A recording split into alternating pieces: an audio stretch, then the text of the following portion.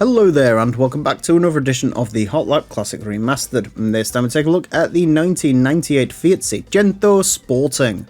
This is our 600th car to take on the course, believe it or not, and of course it's the 600th car because it's the Fiat Seicento, and Seicento means 600 in Italian, or it would if I could speak a little bit of Italian, which I can't. So I apologise in advance for all native Italian speakers and all those people in the comments who claim that they do know Italian. I'm saying it right, in my mind. Seicento, the Fiat Seicento Sporting, one of my favourite little city cars because it is the epitome of the Italian city car. It's quite cute, it's a little bit ridiculous, and it's a lot of fun. That is everything you want in an Italian city car. Of course, the Sporting was not actually the quote-unquote highest peak in which the Seicento would reach, and that would be in the Michael Schumacher edition, which was exactly the same as the Sporting, but it had Michael Schumacher's signature on it, which I bet means to most 17-year-olds that drive these, that makes them Michael Schumacher. It doesn't. I really wanted one as a first car, and then I found out this engine, this 1.1 litre that was in the Sporting in the Michael Schumacher edition, was the same engine that was in the Bogo Spec Panda, and unlike the Panda, this got a 1-star Euro NCAP rating, and it's not like the Euro NCAP 0 stars these days because the car doesn't have auto emergency braking for when a cyclist cuts you up. The A-pillar comes into contact with the dummy. I think that's a fair 1-star Euro NCAP in my mind. But no, that's everything you want. It's obnoxious, it's fun, and it's deadly. The epitome of the Italian car. Except, of course, it's Polish. Front engine, front wheel drive, 190 horsepower, 676 kilos. I would describe those statistics as plucky, rather than actually fast. In terms of the Seicento, it is going to get 6 laps of the Motorsports Land track in order to set the best time it possibly can. Our current leader is the Suzuki Escudo Pikes Peak version. That car set a time of 25.696.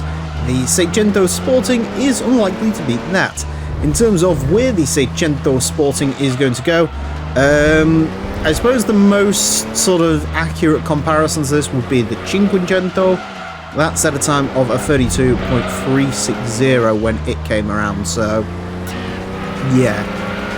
Admittedly, that did have racing mod, although I suppose you can argue how much sort of extra a racing mod on a Fiat Cinquecento really gets you. My answer to that would probably be not a lot. It actually feels relatively lively. I'm actually quite shocked. There's a little bit of oversteer to deal with in a Fiat Seicento, which sounds oh my god, 31.489. I was about to start saying about sort of comparable European super minis, the likes of the Ford Ka and the Volkswagen Lupo and the Mini Cooper, and this has just blitzed them all because it's the mighty Fiat Seicento. Excellent.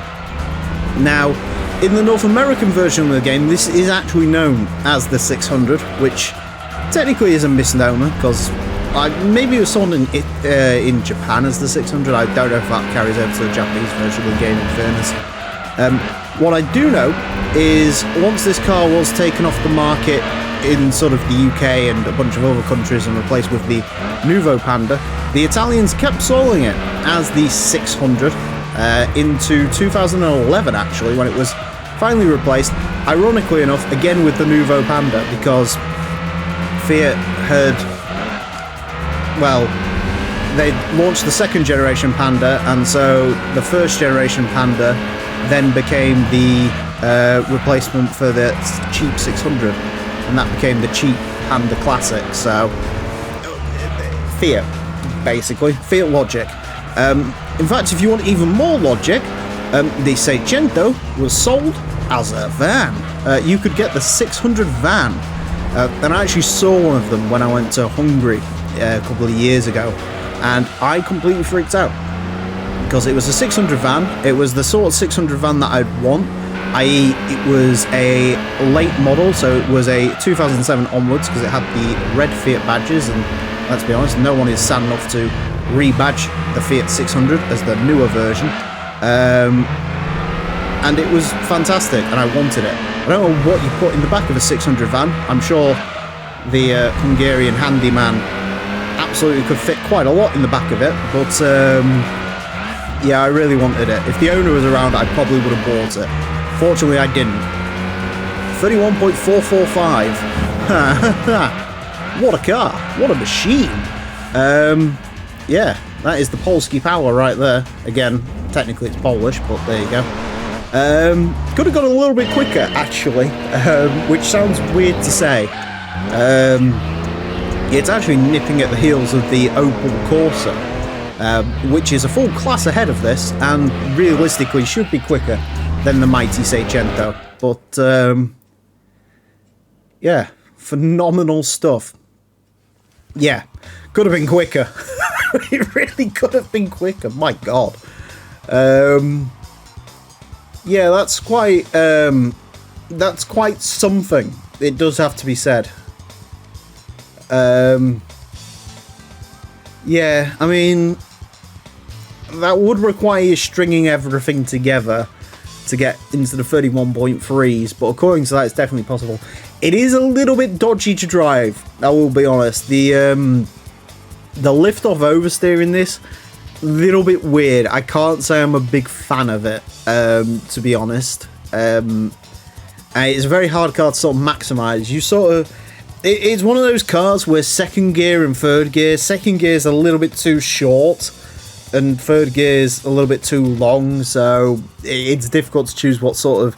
Ideally, you just sort of, from the 180 degree into the middle section of the track to the other 180 corner, you sort of want to straight line it using one gear, and in these little cars, they don't really have enough puff to do that, so, yeah, it can fall short, but...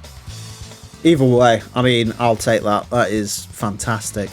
A 31.445 will place this into 450th place, which actually means it is exactly 75% of the way down the leaderboard now. It goes in between the Toyota Corolla 11 GT Apex and the Nissan Sunny VZR. That might not sound all that impressive, but it is quicker than a Lotus Esprit Sport 190, which is the second quickest Esprit. It's quicker than the Mini Cooper 1275S Mark 1, that's the Mini Cooper rally car.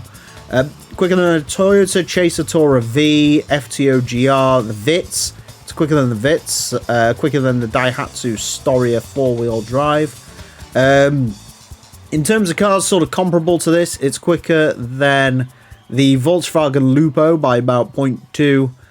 Quicker than the Ford Ka by about 0.3. And quicker by the Mini by half a second. It's also... apparently almost a second quicker than the Cinquecento.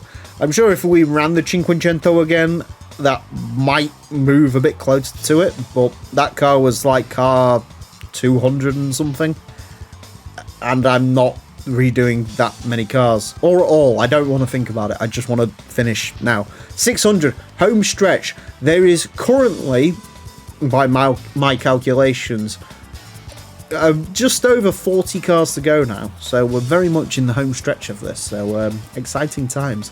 Anyways, that's it for this episode. Thank you all very much for watching. Join me next time when I'll be driving something completely different. Until then, farewell.